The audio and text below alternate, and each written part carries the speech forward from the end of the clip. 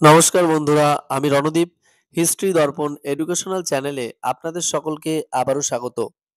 আজ আমাদের আলোচনার মূল টপিক হলো কল্যাণী বিশ্ববিদ্যালয়ে অধীনস্থ কলেজগুলিতে যে সকল শিক্ষার্থীরা প্রথম সেমিস্টারে ভর্তি হয়েছ এবং যাদের মাইনর রয়েছে রাষ্ট্রবিজ্ঞান, তাদের কিছু সাজেস্টিভ প্রশ্ন আজকে আমরা আলোচনা করব। আশা করি এই প্রশ্নগুলো তোমরা যদি খুব ভালো করে করো তাহলে কিন্তু অধিকাংশ প্রশ্নই তোমরা কমন পেয়ে যাবে। আর তার আগে একটু বলি, তোমরা যারা এই চ্যানেলে নতুন আছো অবশ্যই চ্যানেলটিকে সাবস্ক্রাইব করে নোটিফিকেশন অন করে রাখবে এবং ভিডিওটি সম্পূর্ণ দেখবে। আশা করি তার ফলে তোমরা উপকৃত হবে। আর ভিডিওটি দেখার পর যদি মনে হয় যে কোথাও খামতি রয়েছে বা কোনো অসুবিধার সম্মুখীন হচ্ছ তোমরা, অবশ্যই তাহলে কমেন্ট বক্সে কমেন্ট করে জানাবে। আমরা চেষ্টা করছি পরবর্তী তাহলে ভিডিওগুলোতে সেগুলো সংশোধন করে নেওয়ার। তাহলে শুরু করা যাক আজকের প্রথম প্রশ্ন।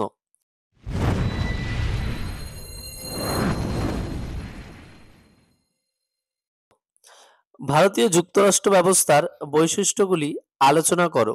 নেক্সট, নির্দেশাত্মক নীতিগুলির তাৎপর্য ব্যাখ্যা করো। নেক্সট, লোকসভার অধ্যক্ষের ক্ষমতা ও কার্যাবলী সম্পর্কে আলোচনা করো।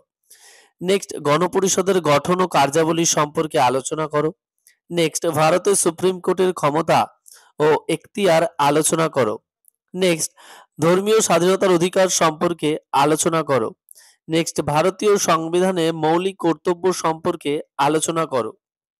নেক্সট, রাষ্ট্রপতি ও মন্ত্রী পরিষদের সম্পর্ক আলোচনা করো। নেক্সট, স্পিকারের ক্ষমতা ও কার্যাবলী সম্পর্কে আলোচনা করো।